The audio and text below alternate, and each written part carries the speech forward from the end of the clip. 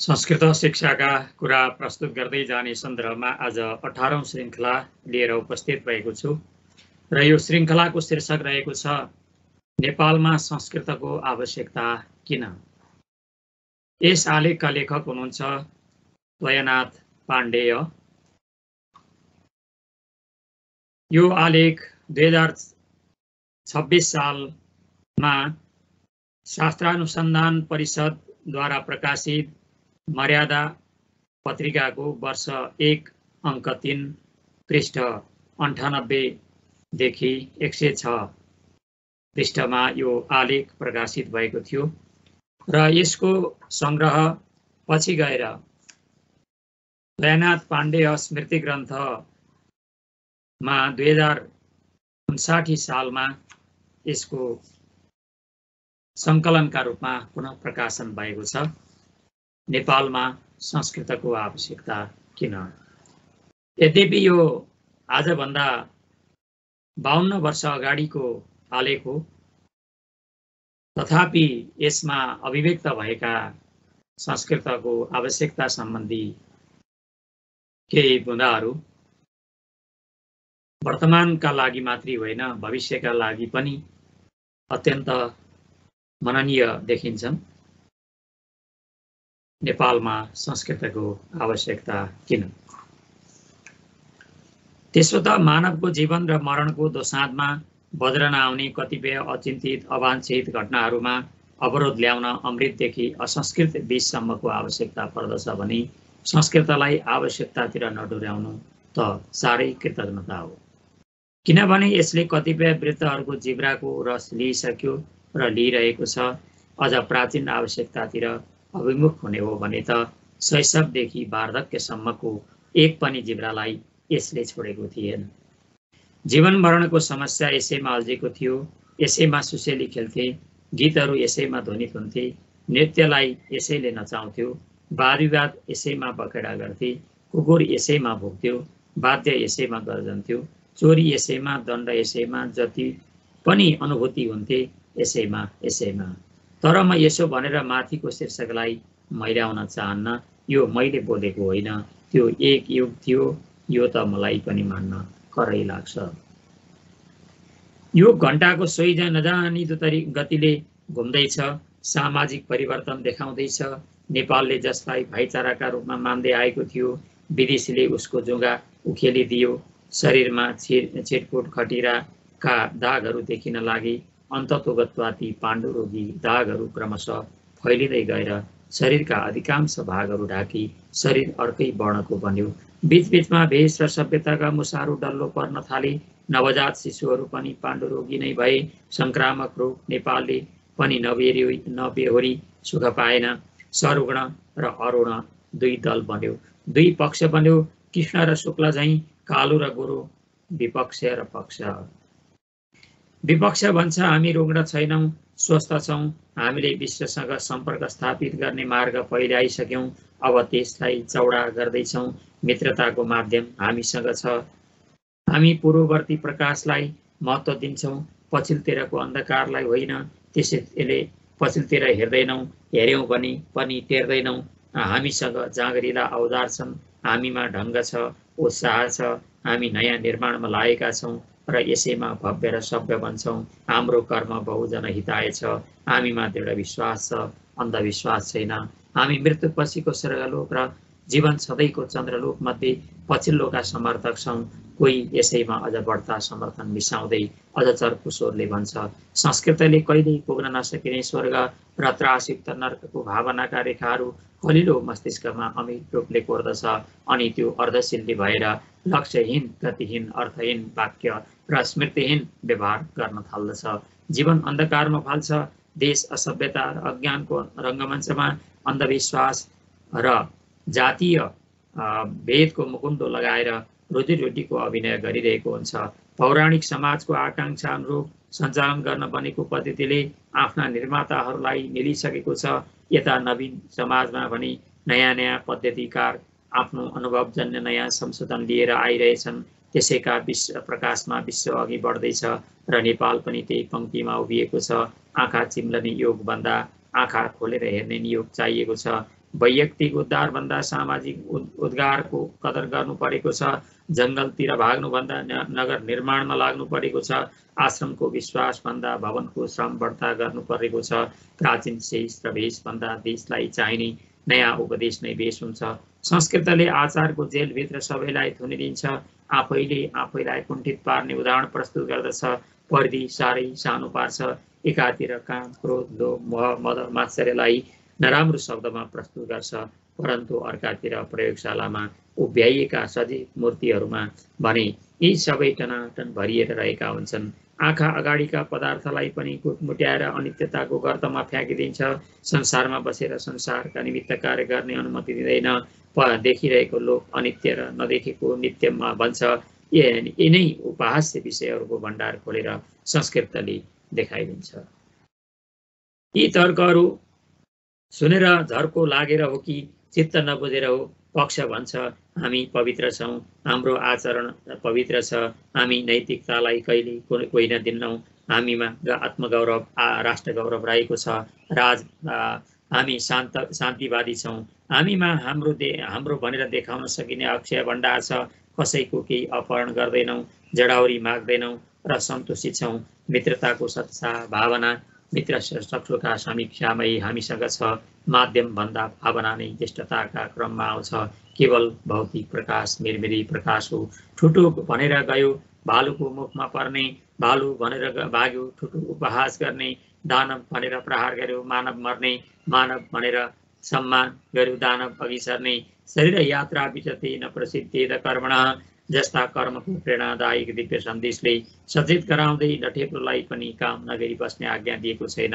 विश्वासको दृढतामा यसले जति परिपक्वता ल्याएको छ त्यसको मूल्याङ्कन नै गर्न सकिँदैन।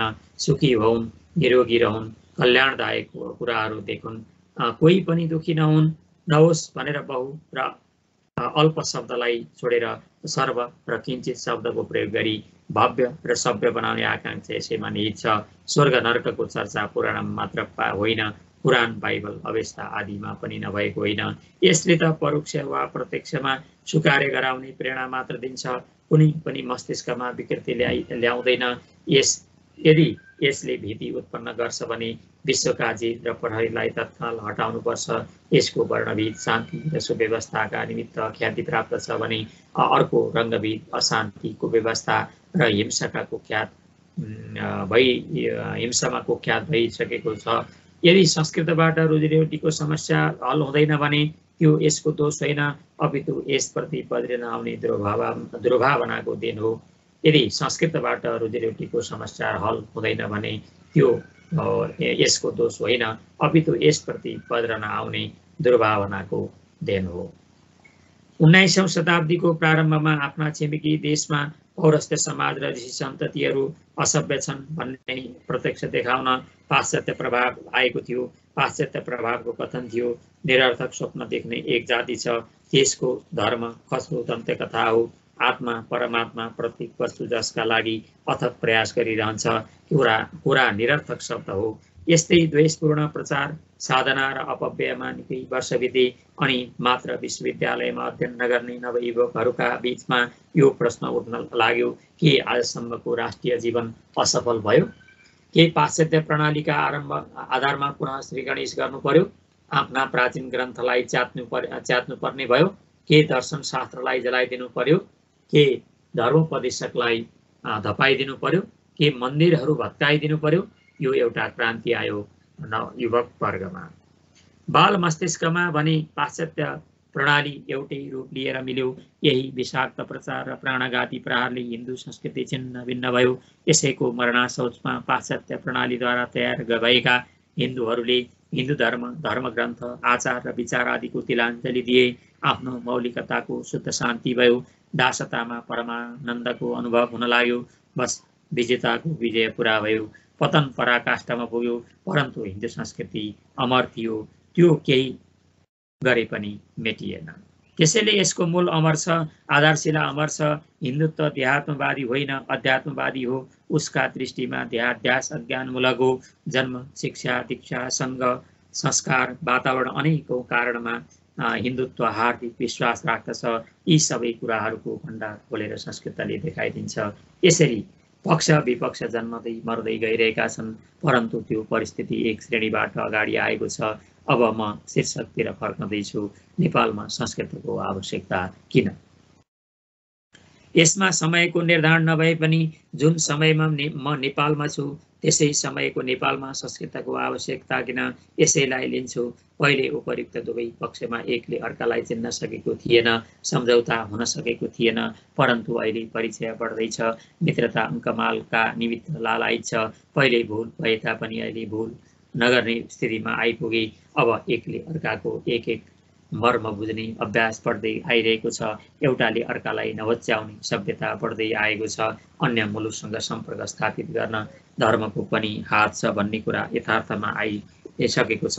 जस्तै प्राचीन कालदेखि भारत, चीन, जापान, श्रीलङ्का, बर्मा आदि देशहरूसँग नेपाली सुपुत्र बुद्धको धर्मले र भारत, इन्डोनेसिया आदि देशहरूमा पौराणिक धर्मले सम्पर्क बढाइरहेको छ। यी दुवै धर्म संस्कृतको ढोका उगारेर मात्र यथार्थ रूपमा देखिन्छन्। यी दुवै एउटै हातका औँला जस्ता मात्र नभएर एउटै द्वारका दुई खापा जस्ता छन्। नेपालको धार्मिक एकताले अरू मुलुकहरूलाई उदाहरण प्रस्तुत गरेको छ। जातीय भेद र रङ्गभेद जस्ता विषयमा पश्चिमा देशहरूले नेपालसँग सिक्नु परेको छ। यसैले नेपालमा संस्कृतको आवश्यकता छ। हिन्दुत्वको विकास गर्न नेपालमा युग पुरुषको प्रादुर्भाव भएको छ। हिन्दुत्वप्रति गहिरिएर नेपालीहरू विचार गर्न लागिसकेका छन्। यसैले संस्कृतको आवश्यकता छ। आध्यात्मिकताको पालिस नचढेको विज्ञान र शान्ति बिनाको वैभव अर्थमूलक होइनन् तथा असंस्कृत दृश्य न्यायका पक्षमा आउन सक्दैन भन्ने ध्वनिमा धेरै थरी स्वरको सम्मिश्रण पाइन थालेको छ र यसै प्रसङ्गमा संस्कृत विश्वविद्यालयको पनि प्रसङ्ग उठिसकेको छ। यसैले संस्कृतको आवश्यकता पर्यो। हिन्दू सदा आशापूर्ण आस्तिक हुन्छ, निराशावादी आस्तिक हुँदैन। अस्ति अस्ति नै उसको श्वास प्रश्वास हो, नास्ति नास्ति यो होइन। हिन्दू सदा आशापूर्ण आस्तिक हुन्छ, निराशावादी आस्तिक हुँदैन। अस्ति अस्ति नै उसको श्वास प्रश्वास हो, नास्ति नास्ति यो होइन। न यो अलि दार्शनिकको रहस्यमय बुद्धिवाद हो, न त यो खस्रो कल्पनाको बतासे कुरा, न यो अव्यवहार्य विचार या विश्वास मात्र हो, अपितु यो हो जीवन तत्त्व जसको अनादिकालदेखि हिन्दू जातिले आफ्नो व्यावहारिक जीवनमा बडो रुचिपूर्वक प्रयोग गर्दै आइरहेको छ। हिन्दूहरूलाई कोरा कल्पनाकार र सारहीन स्वप्नद्रष्टा भनेर जो उनीहरूको विरुद्ध अव्यवहारिक र सारहीन अकर्मण्यताको दोषारोपण गरिरहेको थियो, त्यो अज्ञानमूलक र द्वेषपूर्ण थियो। हिन्दू समान व्यावहारिक जातिले जति पनि सूक्ष्म विचार खोजेर निकालेका छन्, ती सबलाई आफ्नो निजी जीवनमा व्यावहारिक रूप दिएका छन्। अरू देशका दार्शनिकलाई यो गौरव प्राप्त छैन। उनीहरूले विचार र व्यवहारमा भेद ल्याएका छन्, किन्तु हिन्दू दार्शनिकको ले होइन भन्ने धेरै भइसके। यसैले नेपालमा संस्कृतको आवश्यकता छ। नेपालमा संस्कृतको आवश्यकता छ। यही कारणले गर्दा लङ्काका